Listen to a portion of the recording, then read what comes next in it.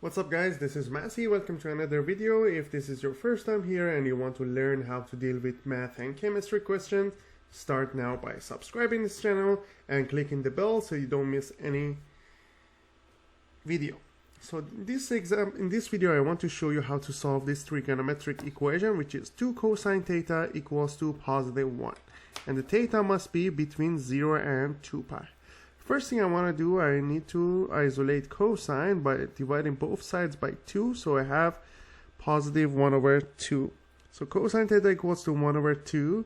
It means that theta, one answer is going to be pi over 3.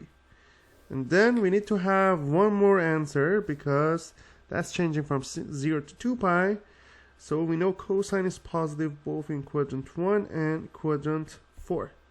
Based on the cast rule. Cast rule is saying that cosine is positive in quadrant 1 and quadrant 4. So the quadrant 1 is pi over 3. And we need to know what is going to be the second angle. Second angle is going to be 2 pi minus pi over 3. 2 pi minus pi over 3 will be 6 pi over 3 minus pi over 3. If we do common denominator, that will be 5 pi over 3.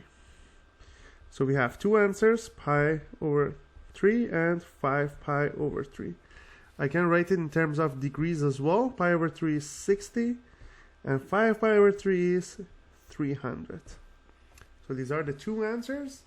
I hope you enjoyed this video. I will leave some related videos and playlists in the description. In case you need extra help, you can take a look to the description part.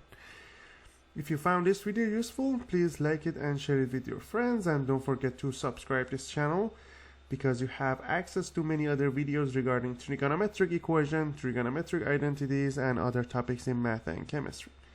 Thank you for watching and have a great day.